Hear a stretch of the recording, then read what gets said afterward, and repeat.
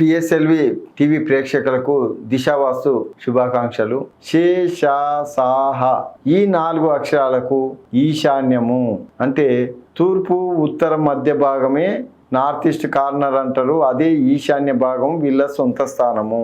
ఈ సావర్గం వాళ్ళకు ఈశాన్యం అనేది సొంత స్థానం కాబట్టి వాళ్ళు ఆడిందే ఆట పాడిందే పాట కొనసాగుతుంది. సొంత స్థానంలో ఏమైనా చేసుకోవచ్చు, కానీ వీళ్ళు మాత్రం తూర్పు మధ్య భాగంలో ఇల్లు నిర్మాణం చేపట్టవద్దు. అంటే ఉత్తరంలో ఒక ఇల్లు, దక్షిణంలో ఒక ఇల్లు ఉండి తూర్పు సింహద్వారం కలిగి సావర్గం వాళ్ళు ఎప్పుడు ఇల్లు నిర్మాణం చేపట్టవద్దు. అలా చేపట్టినట్టయితే వాళ్ళకు చాలా ఇబ్బందులు ఉంటాయి. ఎందుకంటే 2వ స్థానం కాబట్టి జీవించడం కుదరదని చెప్తుంటే నా దిశ. మన వాస్తు పండితులేమో అందరికీ తూర్పు స్థానం మంచిది, ఇల్లు కట్టుకోవాలంటారు. కానీ సావర్గం వాళ్ళకి ఇది ప్రమాదకరము. దయచేసి సావర్గం వాళ్ళు చాలా ఆలోచన చేయాల్సి ఉంటుంది. ఇకపోతే ఆగ్నేయంలోకి వెళ్ళిపోదాం. అంటే సౌత్ ఈస్ట్ కార్నర్ అని ఇంగ్లీష్లో అంటారు, తెలుగులోనేమో దక్షిణం తూర్పు మధ్య భాగమే ఆగ్నేయం అవుతుంది. ఈ ఆగ్నేయంలో తూర్పున సింహద్వారం పెట్టుకోవచ్చును, దక్షిణంను సింహద్వారం పెట్టుకోవచ్చును సావర్గం వాళ్ళకు. కానీ దక్షిణంలో సింహద్వారం అయితేనే చాలా బాగుంటుంది. తూర్పు సింహద్వారం అంటే ఈశాన్యంలో పెట్టుకోవాలి, ఈజీ అవుతుంది. కానీ దక్షిణంలో ఆగ్నేయంలో సింహద్వారం పెట్టుకోవాలంటే కొద్దిగా కష్టంగా ఉంటుంది. ఆగ్నేయంలో కాకుండా దక్షిణ మధ్య భాగంలో సింహద్వారం వస్తే అంత మంచిది కాదు, వాళ్ళు చాలా ఇబ్బంది పడాల్సి ఉంటుంది. కాబట్టి దయచేసి సావర్గం వాళ్ళు తూర్పు స్థానంలో జీవించడం అంత ఆషమాషి వ్యవహారం కాదు. ఇకపోతే సావర్గం వాళ్ళు దక్షిణ ఆగ్నేయంలో 3వ స్థానం మంచిగానే ఉంటుంది. ఇకపోతే 4వ స్థానం అంటే దక్షిణ మధ్య భాగంలో ఇల్లు నిర్మాణం చేపట్టడం అంత కరెక్ట్ కాదు. ఎందుకంటే దక్షిణం రోడ్డు ఉంటే దక్షిణ ఆగ్నేయంలో సింహద్వారం పెట్టుకోవచ్చు కదా అనవచ్చు. కానీ సావర్గం వాళ్ళకి అది ఆర్థికంగా దివాలా తీపిచ్చే ప్రమాదం ఉంటుంది. కాబట్టి కొద్దిగా సావర్గం వాళ్ళు దక్షిణ మధ్య భాగంలో ఇల్లు నిర్మాణం చేపట్టడం అంత కరెక్ట్ కాదు. ఎందుకంటే ఆత్మహత్యలు చేసుకున్న వాళ్ళలో ఈ 4వ స్థానం వ్యక్తులే అగ్రభాగాన ఉంటారు. అంటే 100కి 80% కేసులు 4వ స్థానం వ్యక్తులే అనే సంగతి గుర్తుంచుకోండి. ఇకపోతే నైరుతి స్థానంకి వెళ్ళిపోదాం.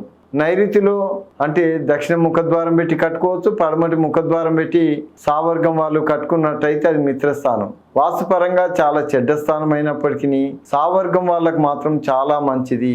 అట్టి స్థానాన్ని సావర్గం వాళ్ళు మంచిగా సద్వినియోగం చేసుకుంటే చాలా బాగుంటుంది. పడమటి మధ్య భాగంలో కూడా ఇల్లు నిర్మాణం చేపట్టుకోవచ్చు.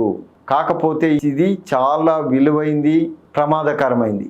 అంటే సావర్గం వాళ్ళకు పడమటి మధ్య భాగం అనేది 6వ స్థానము. ఇది చాలా విలువైంది, చాలా డెవలపింగ్ పనికి వచ్చేది. అవసరమైతే 0 స్థానానికి తీసుకుపోయే శక్తి కూడా దీని దగ్గరనే ఉంటుంది. కాబట్టి దయచేసి సావర్గం వాళ్ళు పడమటి సింహద్వారం కలిగి పడమటి రోడ్డుకి ఇల్లు నిర్మాణం చేసేటప్పుడు ఎవరిని అడగాల్సినంత అవసరం ఉండదు. ఎందుకంటే వాళ్ళకు దిశ కలిసి వచ్చే దిశ. కాకపోతే జాగ్రత్తగా వ్యవహరించాల్సి ఉంటుంది. అంతేకాకుండా సావర్గం వాళ్ళకు వాయువ్య స్థానంకి వెళ్ళిపోదాం. అది ఏమవుతుందంటే 7వ స్థానం అవుతుంది. 7వ స్థానం అంటే మంచిది. అక్కడ పడమటి వాయువ్య భాగంలో సింహద్వారం పెట్టుకోవచ్చును, ఉత్తర ఈశాన్యంలో సింహద్వారం పెట్టుకోవచ్చును. ఆ స్థానం 7వ స్థానం కాబట్టి మంచి పేరు ప్రతిష్టలు తెచ్చుకోవడం జరుగుతుంది. అటువంటి వాళ్ళు చాలా జాగ్రత్తగా ఉండాల్సినంత అవసరం ఉండదు. ఎందుకంటే 7వ స్థానం వాళ్ళు ఆడిందే ఆట పాడిందే పాట కొనసాగుతుంది కాబట్టి వాళ్ళు హ్యాపీగా 7వ స్థానం కొనసాగిస్తారు.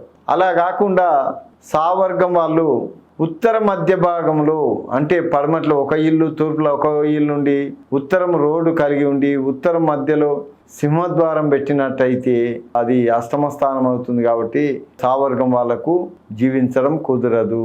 కానీ మన వాస్తు పండితులు ఉత్తరం ఫేసు చాలా మంచిది, తూర్పు ఫేసు మంచిది అని చెప్తారు. కానీ సావర్గం వాళ్ళకు ఉత్తరం ఫేసు ఎట్టి పరిస్థితుల్లోనూ పనికిరాదు.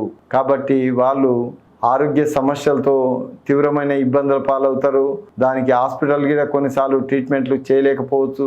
తద్వారా వాళ్ళ జీవితం చాలా ఇబ్బందికరంగా ఉండే ప్రమాదం ఉంటుంది. కాబట్టి కొద్దిగా జాగ్రత్తగా చూసుకోవాల్సి ఉంటుందని తెలియజేస్తూ ఇంతటితో నా ఈ దిశావాస్తు కార్యక్రమం పూర్తిగా సమాప్తమైంది. మరిన్ని ఆసక్తికరమైన కథనాల కోసం మా ఛానల్ని సబ్స్క్రైబ్ చేయండి.